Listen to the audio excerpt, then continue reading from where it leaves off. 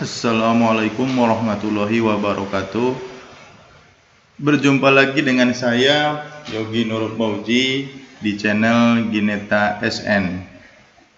Pada kesempatan kali ini saya akan bahas latihan soal SKB Bahasa Indonesia Guru SD ya untuk kompetensi profesional.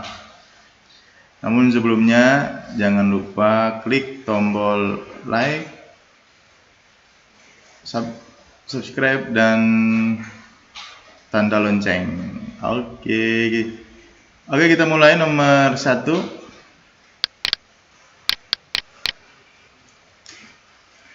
Nomor 1.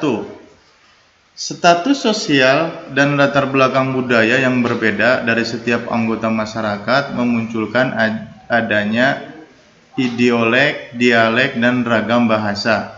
Hal ini menunjukkan bahwa bahasa itu bersifat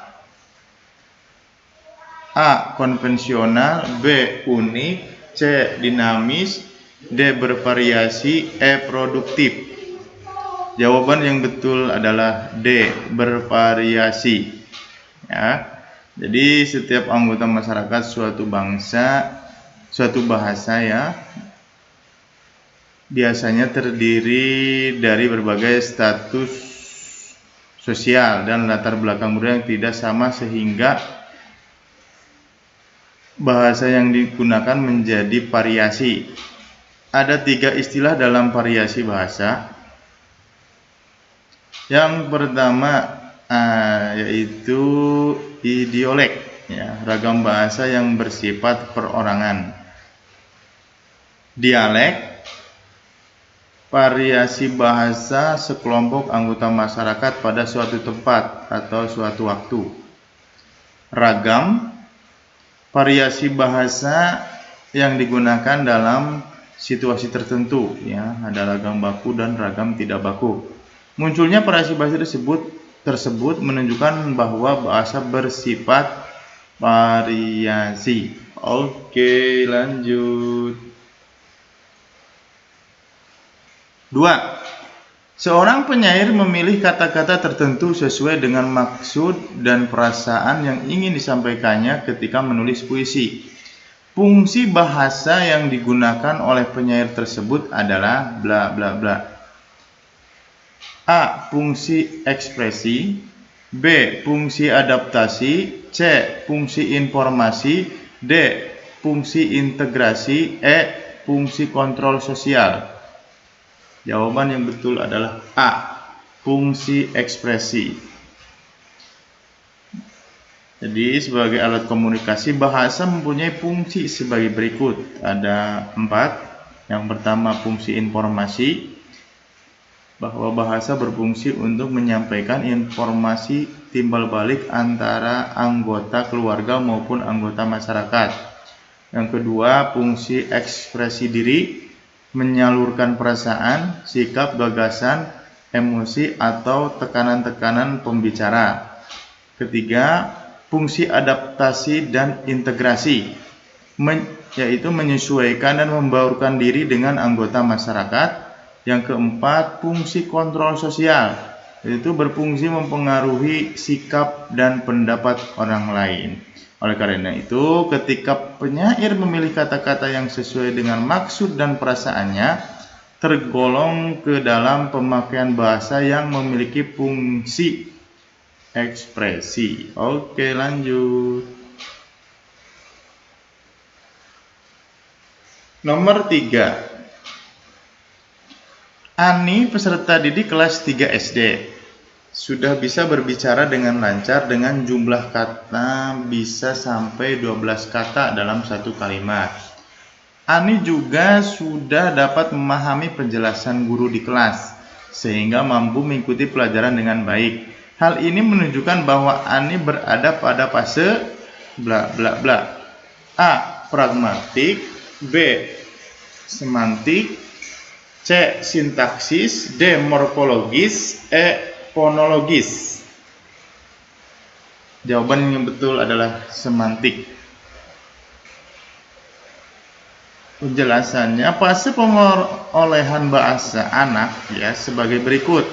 usia 0 sampai 2 tahun pada fase fonologis. Anak bermain dengan bunyi-bunyi bahasa, mulai mengoceh sampai mengucapkan kata-kata sederhana. Yang kedua, usia 2 tahun sampai 7 tahun. Fase sintaksis. Ya, fase sintaksis anak menunjukkan kesadaran gramatis berbicara menggunakan kalimat. Yang ketiga, 7 sampai 11 tahun, fase semantik anak, ya, dapat membedakan kata sebagai simbol dan memahami konsep yang terkandung dalam kata. Oke, lanjut. Pemenggalan kata transmigrasi yang paling tepat adalah A. Transmigrasi, B. Transmigrasi, C. Transmigrasi, D. Transmigrasi, E. Transmigrasi. Oke, yang paling tepat C. Transmigrasi. Oke, lanjut. Nomor 5. Seekor anak gajah terperangkap dalam lubang yang sangat besar. Kata yang mengandung morfem terikat pada kalimat di atas adalah A. Seekor dan gajah, B. Anak dan terperangkap, C. Terperangkap dan lubang, D. Seekor dan terperangkap, E. Lubang dan besar. Oke, jawaban yang paling tepat yaitu D. Seekor dan terperangkap. Oke, jadi morfem adalah suatu bentuk bahasa terkecil yang mempunyai makna secara relatif stabil dan tidak dapat dibagi lagi menjadi bagian bermakna yang lebih kecil.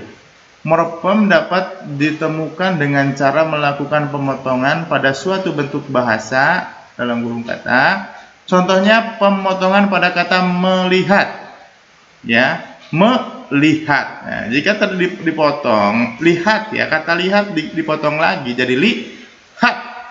Keduanya tidak memiliki makna, ya. Bentuk me dan lihat disebut morfem, ya. Oke, di sini juga sudah tersirikan, ya. Di sini jelas gajah yang bukan, anak bukan, lubang, ya, di sini lubang dan besar, ya. Oke, lanjut. Nomor 6. Proses pembentukan kata pertanggungjawaban berasal dari bla bla bla. A. Tanggung jawab plus peran, B. Pertanggung plus jawaban, C. Pertanggung plus jawaban plus imbuhan an, D. Awalan per ditambah tanggung ditambah jawaban, E. Per ditambah tanggung ditambah jawab ditambah an. Oke, jawaban yang paling tepat A. Tanggung jawab ditambah awalan per dan akhiran an, ya. Proses pembentukan kata pertanggungjawaban berasal dari kata majemuk tanggung jawab sebagai bentuk dasar dan konfiks per an. Oke. Nomor 7. Kata-kata berikut yang bukan kata sifat adalah A. Cemerlang, B. Pahit, C. Telantar, D. Rata, E. Sakit. Jawaban yang paling tepat yaitu C. Telantar. Ya, kata sifat atau adjektif adalah kata yang menyatakan sifat atau hal keadaan pada suatu benda. Kata sifat juga diartikan sebagai kata yang menerangkan kata benda. Pada umumnya, kata sifat dapat bergabung dengan kata lebih dan sangat. Kata yang tidak bisa digabung dengan kata lebih dan sangat adalah kata telantar, karena telantar termasuk kata kerja. Oke, lanjut. Nomor 8. Kelompok kata di bawah ini yang merupakan prasa adalah A. Ayah pergi, B. Bapakku guru, C. Sepatu baru, D. Aldo mahasiswa. E. Adik menangis. Oke, jawaban yang paling tepat C. Sepatu baru. Satuan sintaksis yang lebih besar dari kata adalah frasa. Frasa adalah satuan gramatikal yang terdiri dari dua kata atau lebih yang tidak berciri klausa atau tidak memiliki ciri predikat dan pada umumnya menjadi pembentuk klausa. Seperti halnya dengan kata, frasa memiliki potensi untuk berdiri sendiri menjadi kalimat. Oke, lanjut. Nomor 9. Mantan pejabat itu duduk di meja hijau untuk mempertanggungjawabkan perbuatannya. Meja hijau pada kalimat di atas bermakna titik-titik. A. Denotatif. B. Konotatif. C. Leksikal. D. Gramatikal. E. Asosiatif. Oke, jawaban yang paling tepat yaitu B. Konotatif. Oke, ini penjelasannya ketika ditanyakan yang lain ya, makna yang lain. Oke, makna denotatif adalah makna dasar umum, apa adanya dan tidak mencampuri nilai krasa. B, makna konotatif yaitu makna yang berupa kiasan atau yang disertai nilai rasa dan kriteria tambahan yang dikenakan pada makna konseptual. C. Makna leksikal adalah makna kata yang seperti dalam kamus. D. Makna gramatikal adalah makna yang diperoleh dari hasil peristiwa tata bahasa. Dan E. Makna asosiatif adalah makna yang dihubungkan dengan nalar di luar bahasa. Oke. Nomor 10. Penggunaan ejaan yang tidak tepat pada kalimat di bawah ini adalah A. Ibu menasehati adik. Hati-hati di jalan. Oke, ada tanda seru ya. Jadi perintah. Oke, saya sudah menyampaikan pesan ini kepada nenek. Tanda petik, di mana rumahmu, Dik? Tanda tanya, tanda petik 2, tanya Jani. D. Gubernur Papua Barat mengunjungi para pengungsi. Titik. E. Kak Kinan membeli jeruk Bali di pasar. Oke, yang paling tepat mana? Yang tidak tepat maksudnya, berarti penggunaan ejaan yang tidak tepat. Berarti jawaban yang mana? C. Di mana rumah mudik? Ya, tanda petik 2, di mana rumah mudik? Tanya Jani. Kenapa salah ya? Penggunaan ejaan mencakup sistem pemakaian huruf, penulisan kata, pemakaian tanda baca, dan penulisan unsur serapan. Penulisan kalimat yang salah dalam kunci jawaban adalah di mana rumah mudik? Tanya Jani ya. Penulisan di mana tidak tepat karena preposisi ditulis rangkai, seharusnya dipisah. Oke, lanjut. 11. Pernyataan di bawah ini yang menunjukkan perbedaan menyimak dan membaca adalah A. Membaca membutuhkan sumber bahan tulisan, sedangkan menyimak membutuhkan sumber lisan. B. Menyimak bersifat reseptif, sedangkan membaca bersifat produktif. C. Menyimak adalah kegiatan yang disengaja, membaca adalah kegiatan yang tidak sengaja. D. Menyimak bertujuan untuk memahami secara mendalam, sedangkan membaca hanya sekedar memahami. E. Membaca dilakukan dengan bersuara, sedangkan menyimak tidak bersuara. Oke, jawaban yang tepat mana? A. Ya, membaca membutuhkan sumber bahan tulisan, sedangkan menyimak membutuhkan sumber lisan. Oke ya. Hakikatnya, keterampilan menyimak adalah melatih pendengaran dan daya ingat. Ya. Aspek keterampilan menyimak bertujuan agar siswa mampu menangkap, memilih, memahami, mengingat, dan mengumpulkan informasi dari apa yang disimak atau didengar.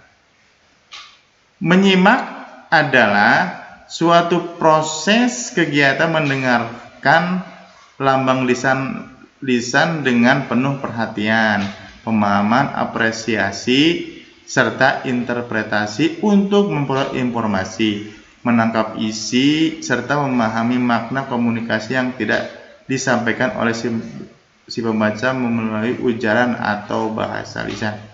Oke. Nomor 12. Bacalah kalimat-kalimat berikut. 1. Kerjasama antara kedua alat gerak tersebut membentuk suatu sistem yang disebut sistem gerak. 2. Dengan demikian, organ gerak pada hewan dan manusia dapat dikatakan memiliki kesamaan. 3. Alat-alat gerak yang digunakan pada manusia dan hewan ada dua macam, yaitu alat gerak pasif berupa tulang dan alat gerak aktif berupa otot. Oke, yang keempat. Kedua alat gerak ini akan bekerja sama dalam melakukan pergerakan. Oke, urutan kalimat yang padu. Ya, berarti urutan yang baik ya. Yang baik itu dari mana? Ya. Kalau di sini biasanya sistem eliminasi. Kita berarti lihat angka pertamanya dulu ya. Di sini ada 1 4 3 3 1. Ya, kita lihat angka 1 dulu. Kerjasama antara kedua alat gerak tersebut membentuk suatu sistem yang disebut sistem gerak. Nah, kan menyebutkan itu ya, menjelaskan kalimat sebelumnya ini. Kerjasama antara kedua alat tersebut ya. Ini jelas tidak ya. A dan E itu jelas tidak. Yang satu pertama. Giliran 4 dan 3. Ya. Ya. Kalau 3 mungkin ya, pertama ya, alat-alat gerak yang digunakan pada manusia dan hewan ada dua macam, yaitu alat gerak pasif berupa tulang dan alat gerak aktif berupa otot. Nah, ini kemungkinan ini yang pertama ini. Kalau 4 kan kedua alat gerak ini akan bekerja sama dalam melakukan pergerakan. Ini kan hampir sama ya dengan 1 dengan 4 ya. Jadi menjelaskan kalimat sebelumnya. Oke, yang paling tepat D ya. Yang paling tepat D. Ya, 3 4 1 2. Oke ya, susunan pertama yang paling terpadu dimulai dengan kalimat yang menyatakan pernyataan umum dan diikuti dengan pernyataan-pernyataan yang bersifat khusus. Yang nomor 3 itu umum, itu diikuti yang bersifat khusus. Oke, terima kasih dari saya. Semoga Anda yang akan SKB lancar dan sukses di tahun 2020 ini. Terima kasih. Assalamualaikum warahmatullahi wabarakatuh.